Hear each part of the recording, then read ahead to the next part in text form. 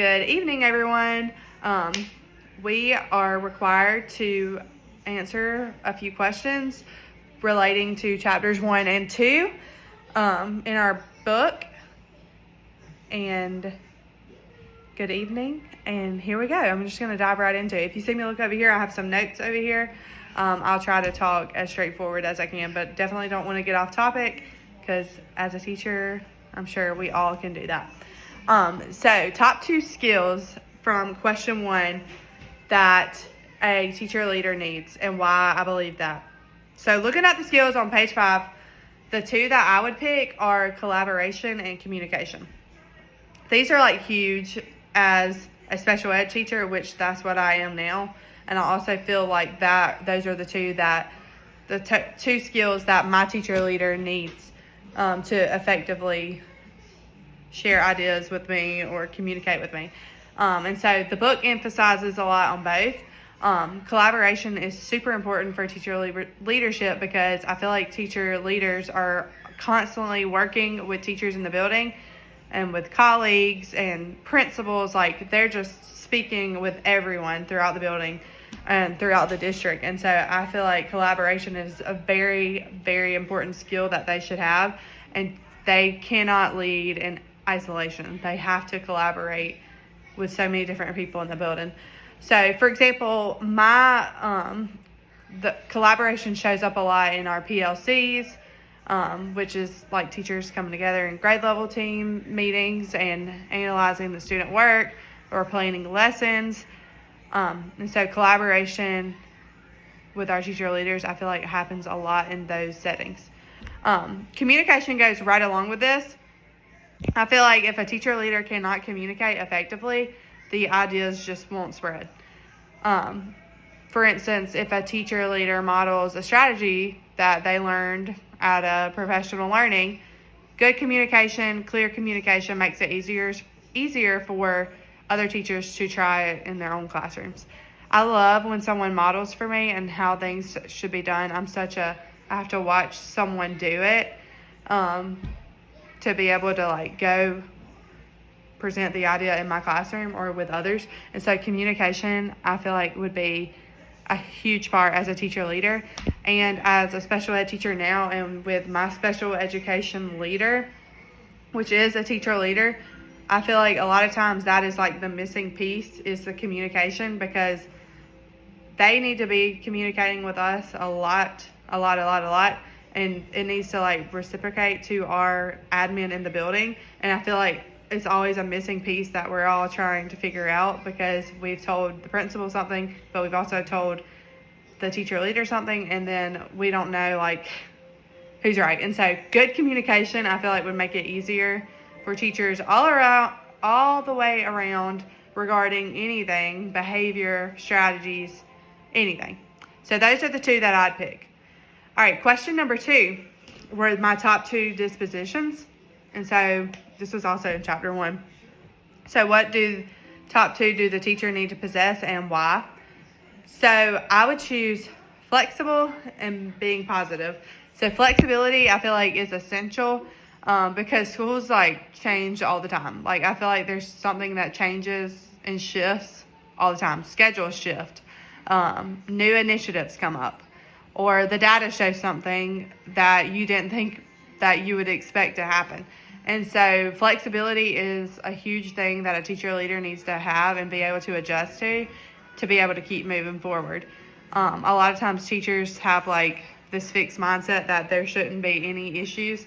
As a special ed teacher, I can't think that way because things change all the time and nothing is ever really consistent.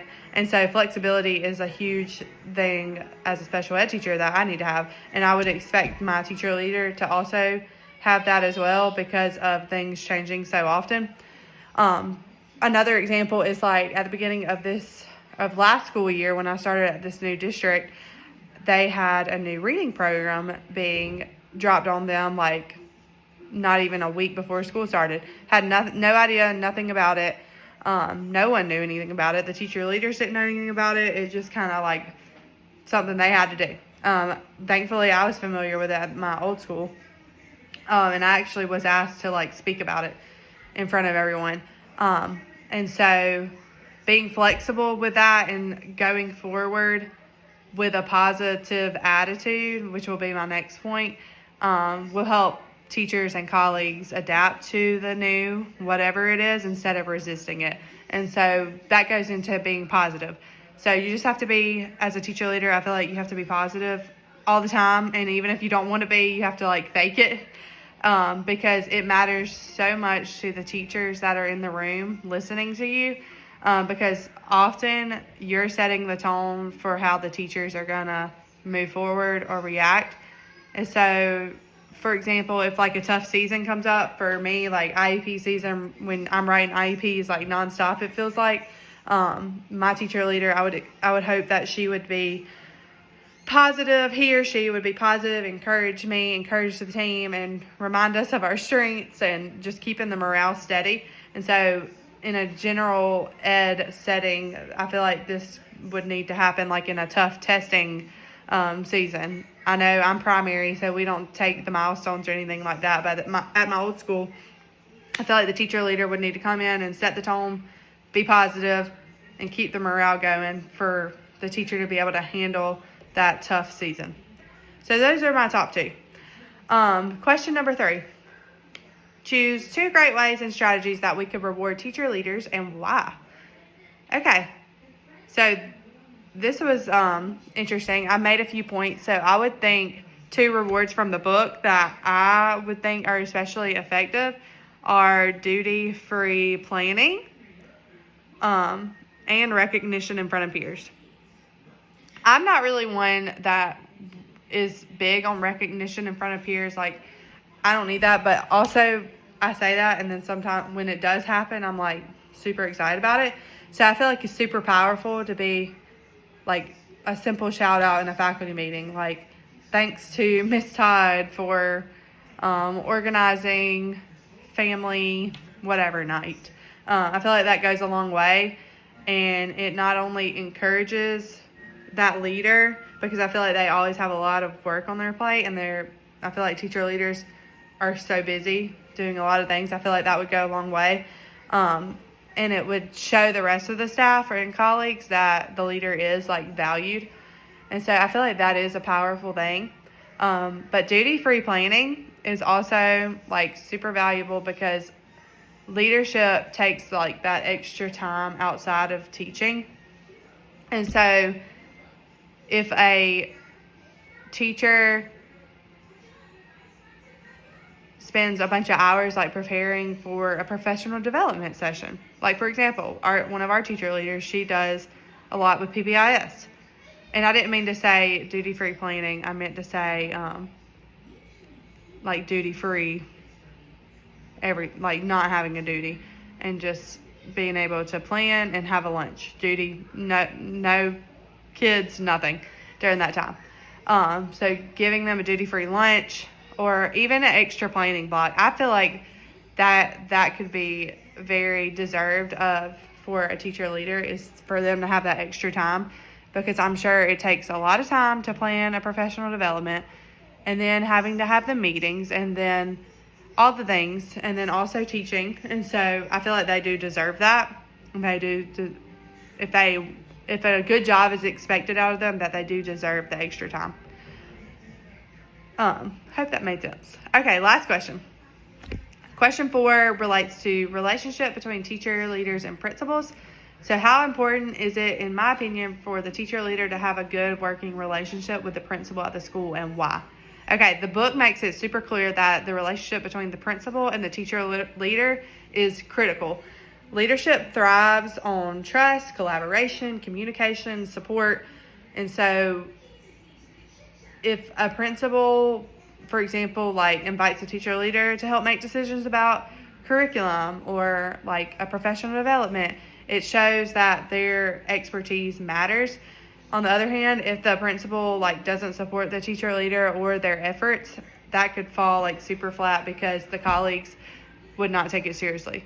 So their relationship matters a lot, because you want that teacher leader to be respected, and so the principal needs to show that same respect to them, because the staff usually is going to go by the principal's tone. And so if she's setting a good, respectful tone and relationship and collaboration with the teacher leader, then the school will thrive because they're collaborating in a good way. A strong relationship, built in, open communication, shared goals, and all the things creates, a culture where teachers could feel more empowered and can really make an impact.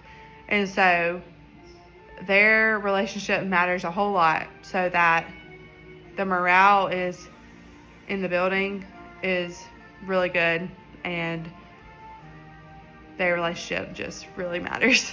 And so I hope that made sense. And because if they didn't have a good relationship, then no one in the building would actually listen to the teacher leader. I've seen this firsthand, and they wouldn't take them seriously because they would see that their principal's not taking them seriously. So that relationship matters a lot.